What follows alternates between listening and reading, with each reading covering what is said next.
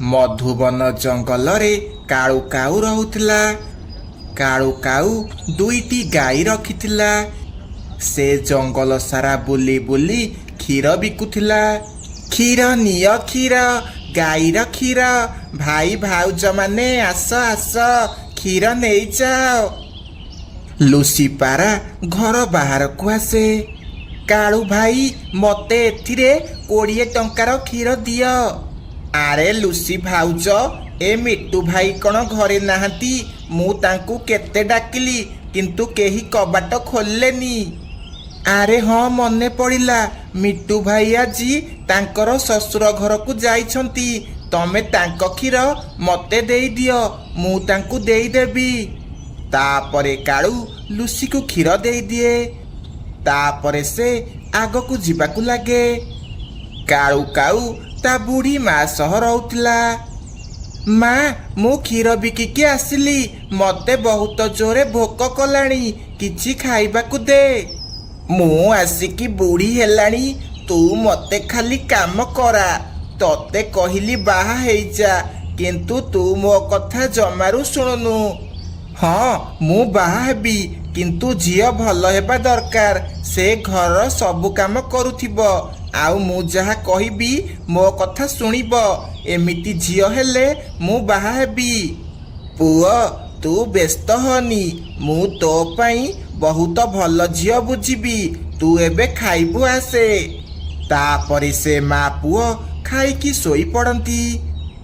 କିଛି ଦିନ ପରେ କାଳୁ କାଉ ପାଇଁ ଝିଅ ଦେଖିବାକୁ ଯାଆନ୍ତି। କାଳୁ କାଉ ବହୁତ ଖୁସି ଥିଲା।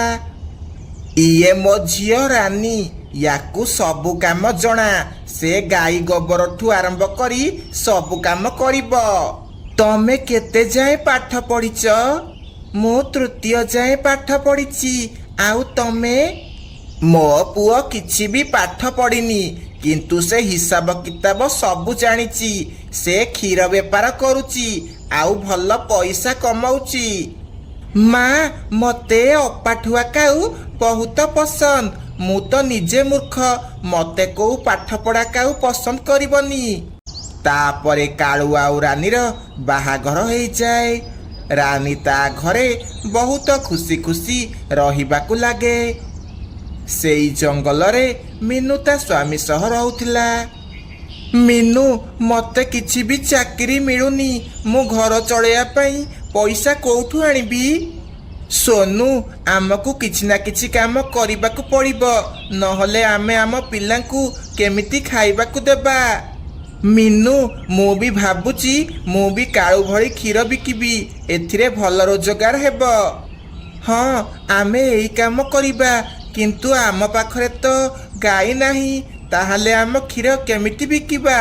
ଗାଈ କିଣିବାକୁ ବି ଆମ ପାଖରେ ବେଶୀ ପଇସା ନାହିଁ।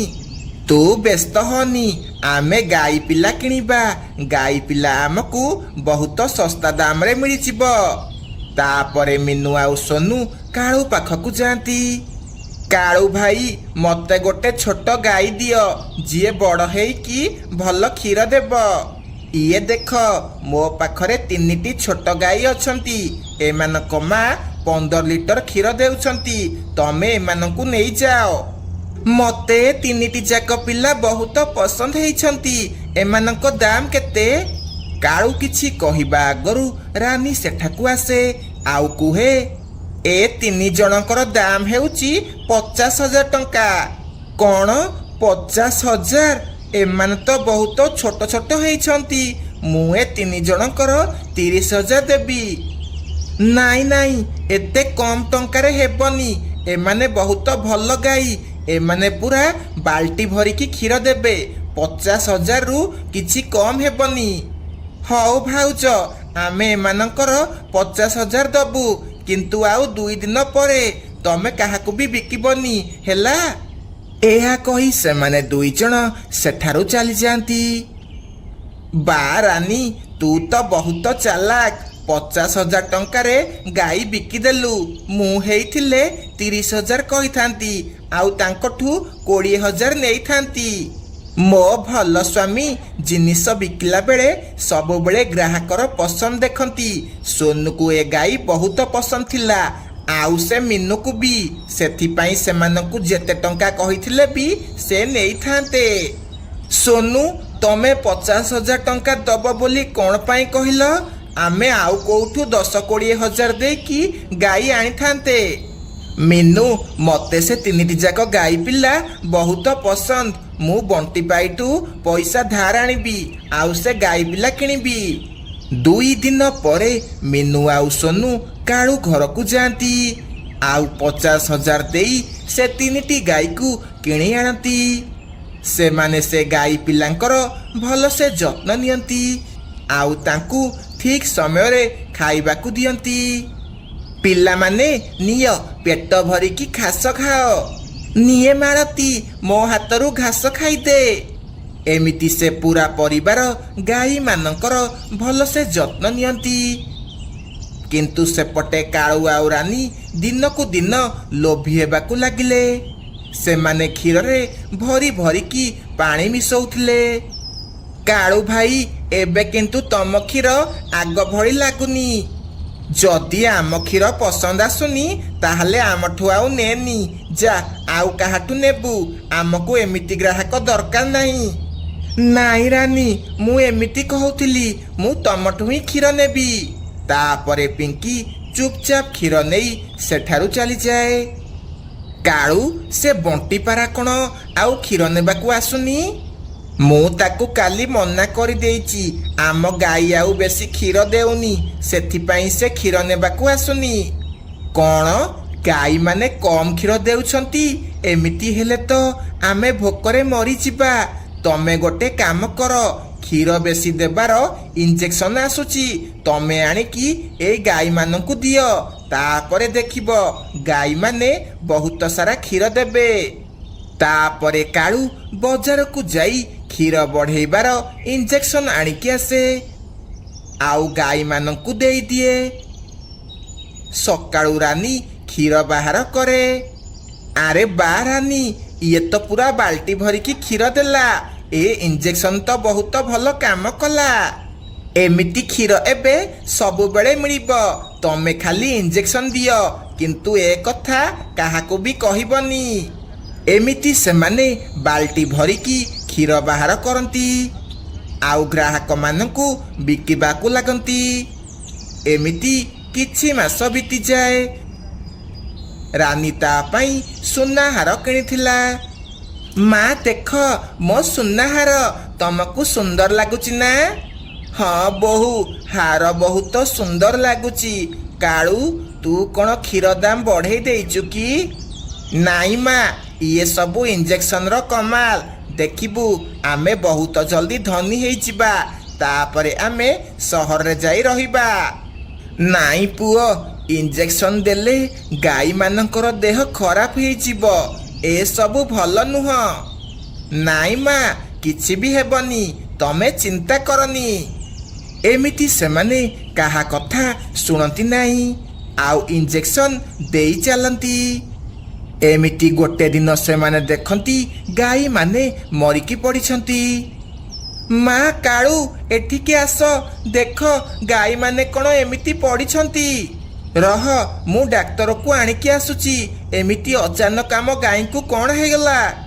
तापरे चिल्ल डाक्तर आसी गाई मानकू चेक करती। तमे से क्षीर बढ़ेइबा इंजेक्शन लगेइथिल ना सेथिपाई तमर सबु गाई मरी गले।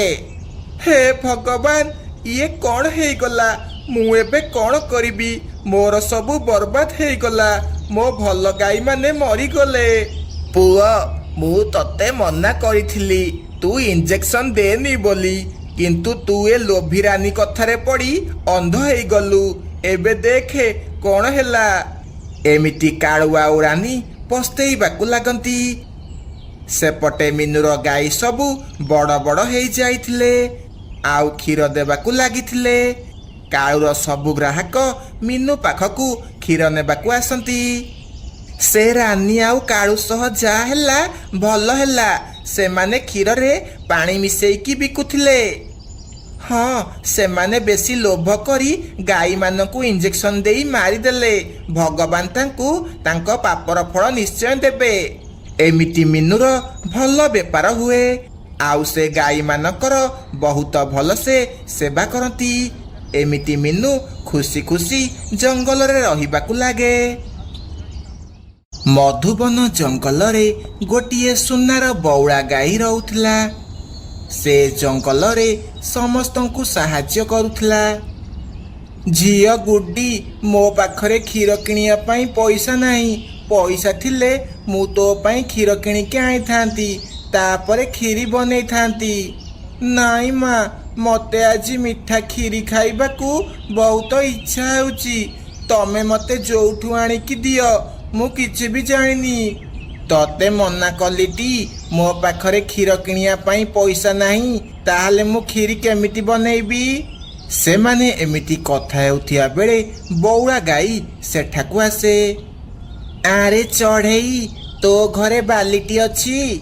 हाँ बौड़ा गाई, ताहाले जा बालिटी आनिकी आसिबू, आउ मोठू क्षीर नहीं जिबू। एहा सुनी मीनू बहुत खुशी हो जाए, आउ निज घर को जाए। गाई माँ, तमर बहुत बहुत धन्यवाद मते क्षीर देइथिबारु। तापरे मीनू बालिटी आनिकी आसे, आउ गाईठू क्षीर दुईबाकू लागे। किछि समय भितरे से पूरा बालिटी फुल कर दिए। मीनू, तू एबे घर को जा, आउ तो झियो को मन भरिकी खीरी बनेइकी खाइबाकू दे। मीनू खुशी खुशी क्षीर नहीं सेठारु चली जाए। तापरे बौड़ा गाई भी सेठारु चली जाए। तापरे मीनू मिठा खीरी बनै दिए, आउ ता झियो को खाइबाकू दिए। झियो, तू बसिकी खीरी खाऊ था, मु जाउची टिके खीरी रानी को देइकी आसीबी। एहा कही मीनू किछि खीरी नहीं रानी घर को जाए। रानी, ये ने मु तो पाई खीरी आनीची। आरे मीनू, तो पाखरे तो पैसा नाही, ताहाले तू क्षीर कोठू आनिलु? आरे मु आउ मो झियो घर बाहरे बसिथिलु, सेतिकी बेले सुनार बौड़ा गाई सेठाकू आसिला, आउ से मते बालिटी भरिकी क्षीर देला। अच्छा, तते ताहाले मागणा क्षीर मिली गला। तापरे मीनू ता घर को चली जाए। कालू, ए कालू, से मीनू मागणारे क्षीर खाऊची, आउ आमे कोन एमिति अनेकी बसिथिबा ना कोन? रानी, तू व्यस्त हनी, मु जानिची से बौड़ा गाई कोठी अछि। तू बालिटी धोईकी रेडी रखिता, मु ताकू आनिकी आसुची। एहा कही कालू सुनार बौड़ा गाई को खोजिबाकू चली जाए। आरे मिट्टू, जो सुनार गाई आम जंगल रे बुलुची, तू ताकू देखिचु कि से कुआडे गला? हाँ, मु ताकू एबे मीनू चढ़ेई घर पाखरे देखिथिली। एबे से घास खाइबाकू हेइटी सियाड़े जाइची। एहा सुनी कालू जोरे उड़ीकी जाए, आउ सुनार गाई पाखरे पहुंची जाए। बौड़ा गाई, मु बहुत भोकरे अछि। मो पिला आउ मो स्त्री बहुत भोकरे अछंती। प्लीज मते किछि क्षीर देबू, मु सेमानंकु खाइबाकू देबी। आरे कालू काऊ, मु एबे मीनू चढ़ेई को बालिटी भरिकी क्षीर देइकी आसीची। मो पाखरे आउ क्षीर नाही, मु तते काली सकाळे क्षीर देई पारिबी। हौ ताहाले मो पिला भोकरे मरी जांतु, सेमानंकु मरिबाकू दियो। एथिरे काहार कोण हेई जाउची? आरे तू तो कांदिबाकू लागिलु। हौ चाले, मु तते क्षीर देबी। एहा कही बौड़ा गाई कालू सह ता घर आड़कू जाए। रानी बालिटी धरी पूरा रेडी हेइकी बसिथिला। आसीगला, मो स्वामी गाई को धरी आसीगला। तापरे रानी गाईठू क्षीर दुईबाकू लागे। गाई केवल अधा लिटर क्षीर दिए। मु तमकू कौन कहिथिली, मो पाखरे बेसी क्षीर नाही, सेथिपाई एतिकी क्षीर देली। गाई, तू तो से मीनू को बालिटी भरिकी क्षीर देलु, आउ आमको एते कम क्षीर देलु। मु काली सकाळे आसीबी, आउ तमकू बालिटी भरिकी क्षीर देबी। एहा कही बौड़ा गाई सेठारु चली जाए। तापरे रानी आउ कालू अधा अधा करी क्षीर पी दियंती। ରାନୀ ରାନୀ ତମ ଥଣ୍ଟ ସଫା କରିଦିଅ, ତମ ଥଣ୍ଟରେ କ୍ଷୀର ଲାଗିଛି। ତା ପରଦିନ ସକାଳୁ ଗାଈ ରାନୀ ଘର ପାଖକୁ ଆସେ। ରାନୀ ବାଲିଟି ଭରିକି କ୍ଷୀର ନିଏ। ତାପରେ ଗାଈ ସେଠାରୁ ଚାଲିଯାଏ। କାଳୁ, ଆଜିଠୁ ଏ ଗାଈ ହେଉଛି ଆମର। ଆଜିଠୁ ଇଏ କେବଳ ଆମକୁ କ୍ଷୀର ଦେବ, ଅନ୍ୟମାନଙ୍କୁ ଦେବ ନାହିଁ। ଅନ୍ୟ ପକ୍ଷୀମାନେ ଯେତିକି କ୍ଷୀର ପିଇବା କଥା ପିଇଦେଲେ, ଆଜିଠୁ କେବଳ ଆମେ ହିଁ କ୍ଷୀର ପିଇବା। ସନ୍ଧ୍ୟା ହେଇଯାଏ। ସନ୍ଧ୍ୟା ବେଳକୁ ରାନୀ ଆଉ କାଳୁ ପୁଣି ଥରେ ଗାଈ ପାଖକୁ ଯାଆନ୍ତି। ଗାଈ ଗାଈ, ମୋ ମା ଘରକୁ ଆସିଛି, ମତେ ଟିକେ କ୍ଷୀର ଦେବୁ? ନା, ମୁଁ କିନ୍ତୁ ଏବେ ବୁଲବୁଲକୁ କ୍ଷୀର ଦେବାକୁ ଯାଉଛି। ସେ ମୋ ପାଇଁ ସବୁବେଳେ ତାଜା ତାଜା ଘାସ ଆଣୁଛି। ଗାଈ, ମୋ ମା ଏବେ ବହୁତ ଭୋକରେ ଅଛି। ସେ ଯଦି ଏବେ କ୍ଷୀର ନ ପିଇବ ତାହେଲେ ମରିଯିବ। ହଉ, ଆଜି ଶେଷ ଥର ପାଇଁ ମୁଁ ତମକୁ କ୍ଷୀର ଦଉଛି, କିନ୍ତୁ ଆଉ ଥରେ ଯେମିତି କ୍ଷୀର ମାଗିବାକୁ ଆସିବନି। ତାପରେ ସେମାନେ ଗାଈର କ୍ଷୀର ନେଇ ଘରକୁ ଚାଲିଯାଆନ୍ତି। ଆଜି ଆମେ ଛେନାପୋଡ଼ ବନେଇକି ଖାଇବା, ହେଲା? ତା ପରଦିନ ସେମାନେ ପୁଣି ଥରେ ଗାଈ ପାଖରେ ପହଞ୍ଚି ଯାଆନ୍ତି। ଗାଈ ଗାଈ, ମୋ ଜେଜେମାର ଦେହ ଖରାପ, ଆମକୁ ଗୋଟେ ବାଲିଟି କ୍ଷୀର ଦେଲୁ? ନା ନା, ମୁଁ କାଲି ତମକୁ ମନା କରିଥିଲି। ମୁଁ ସନ୍ଧ୍ୟାବେଳେ ବୁଲବୁଲକୁ କ୍ଷୀର ଦେବାକୁ ଯାଉଛି। ମୁଁ ତମକୁ ଆଉ କ୍ଷୀର ଦେଇପାରିବିନି। ଏ ଗାଈ ଏମିତି ମାନିବନି, ରହ ତାକୁ ଦଉଛି। ଏହା କହି ରାନୀ ଆଉ କାଳୁ ଗାଈକୁ ବାଡ଼େଇବାକୁ ଲାଗନ୍ତି। ଗାଈ ବହୁତ ରାଗିଯାଏ ଆଉ ସେମାନଙ୍କୁ ଗୋଟେ ଗୋଇଠା ମାରେ। କାଳୁ ଆଉ ରାନୀ ଉଡ଼ିକି ଯାଇ ପଡ଼ନ୍ତି। ହେ ବୋଉ, ମୋ ମୁଣ୍ଡ ଫାଟିଗଲା ଲୋ, ମୋ ମୁଣ୍ଡ ଫାଟିଗଲା। ହଁ ରାନୀ, ମୋ ମୁଣ୍ଡ ବି ଫାଟିଗଲା। ଏ ଗାଈ ତ କ'ଣ ଗୋଇଠା ମାରୁଛି। ଆଜିଠୁ ଆଉ ୟାଠୁ କ୍ଷୀର ନେବାନି। ଏମିତି ରାନୀ ଆଉ କାଳୁକୁ ତାଙ୍କ ଭୁଲର ଫଳ ମିଳିଯାଏ।